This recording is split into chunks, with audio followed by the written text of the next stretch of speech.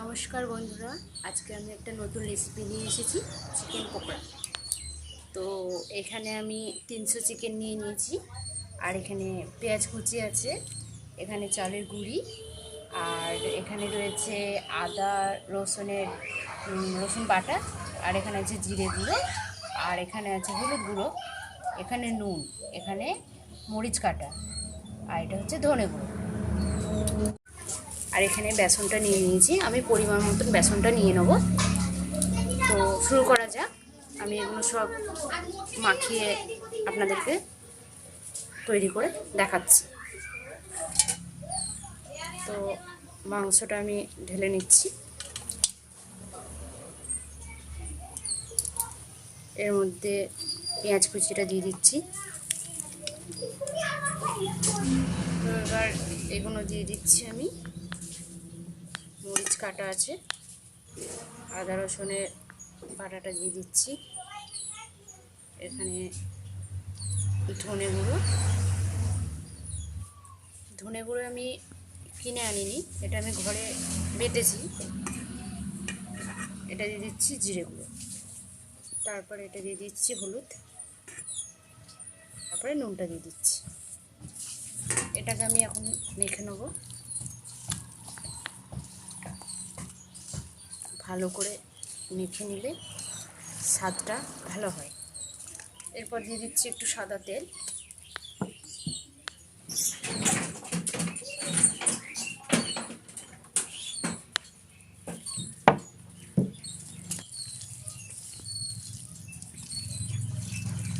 এরপর দিয়ে দিচ্ছি চালের গুঁড়ি,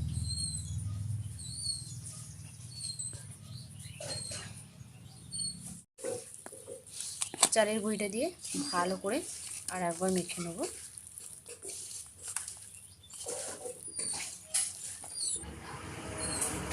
এরপর আমি বেসনটা দিয়ে দিচ্ছি, এটা দিয়ে তুলে নিচ্ছি। আর একটু দিয়ে দেবো। তো বেসনটা দিয়ে দিচ্ছি,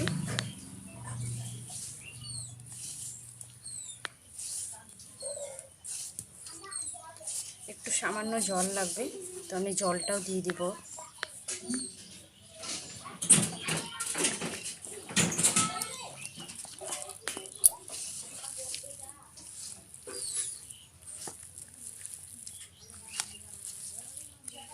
এটা যত ভালো করে মাখবে তো তত ভালো টেস্ট হবে। তো আমি একটু ভালো করে মেখে নিচ্ছি। মেখে নেওয়ার পর 30 মিনিট এটাকে রেখে দেবো, 30 থেকে 35 মিনিট রেখে দেবো। এরপর মাখানো প্রায় একটু হয়ে এসেছে, তো একটু ভিনিগার দিয়ে দিচ্ছি।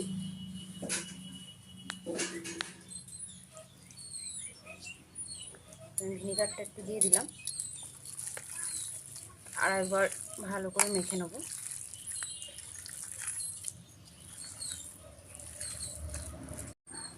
এরপর আমি একটু কাশ্মীরি লঙ্কা গুঁড়ো দিয়ে দেবো, তো একটু কালার করার জন্য দিয়ে দিচ্ছি কাশ্মীরি লঙ্কা গুঁড়ো।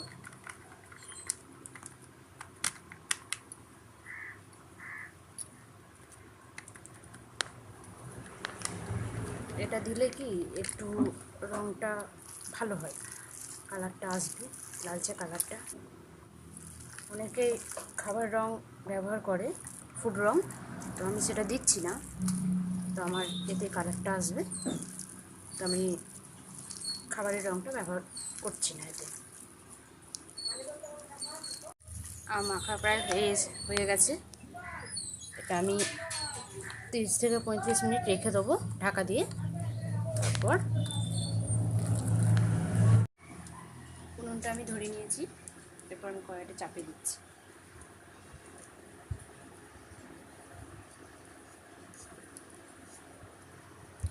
কড়াইটা একটু গরম হোক, তারপরে তেলটা আমি দিয়ে দেবো।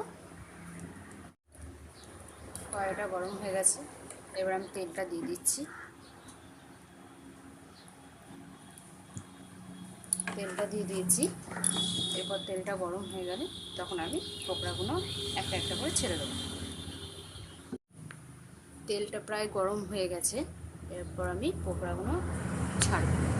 তো পকোড়াটা ঢাকা দিয়ে রেখেছিলাম।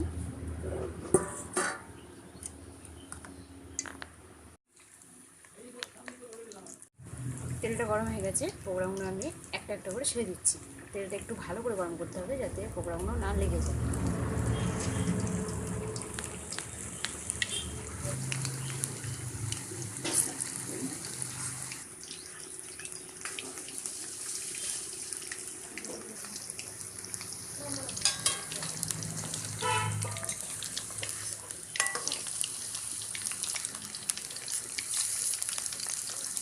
তো আপনারা দেখতেই পাচ্ছেন পকোড়া ভাজা হচ্ছে, অনেকটা লাল লাল হয়ে এসেছে।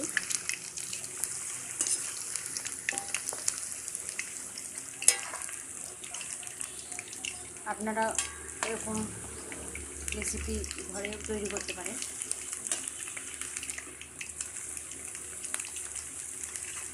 আপনাদের ভালো লাগবে এই রেসিপিটা, আশা করি।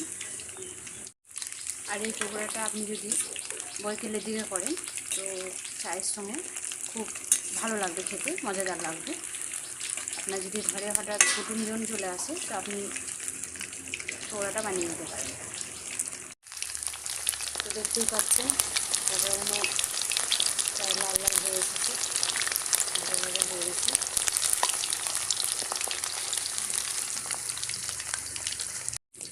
বন্ধুরা, আপনারা আমাদের পাশে থাকবেন।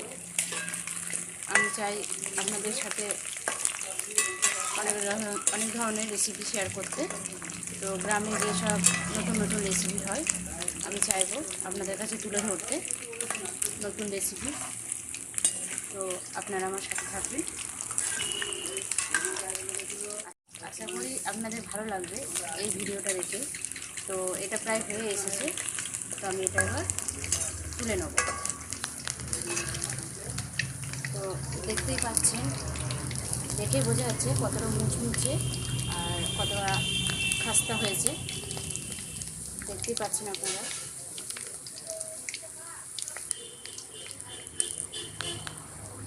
এটা কিন্তু ডিম ব্যবহার করা হয়নি। তো তো বন্ধু, এটাই কিন্তু আমি ডিম দিইনি, ডিম ছাড়া আমি এই পকোড়াটা, চিকেন পকোড়াটা তৈরি করেছি।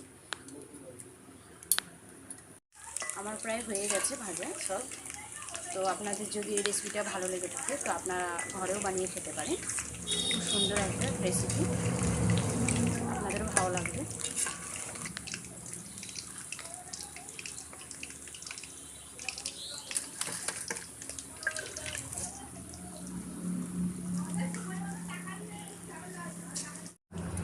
আপনারা দেখতে পাচ্ছেন আমার পকোড়া পুরো রেডি তৈরি করে। তো এটা বাইরে থেকে দেখা যাচ্ছে যে কতটা মুচমুচে হয়েছে। তো আপনার যদি এই রেসিপিটা ভালো লেগে থাকে তো আপনারা ঘরে বানিয়ে খাবেন, খুব ভালো লাগবে খেতে আপনাদের। তো আমি এটাকে ভেঙে দেখাচ্ছি একটু ভেতরটা কেমন।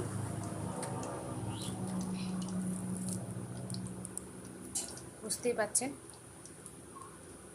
কতটা সুন্দর হয়েছে, কতটা সুন্দর সিদ্ধ হয়েছে। তো এই রেসিপিটা আপনারা ঘরে তৈরি করে বানিয়ে খান, আপনাদের খুব ভালো লাগবে।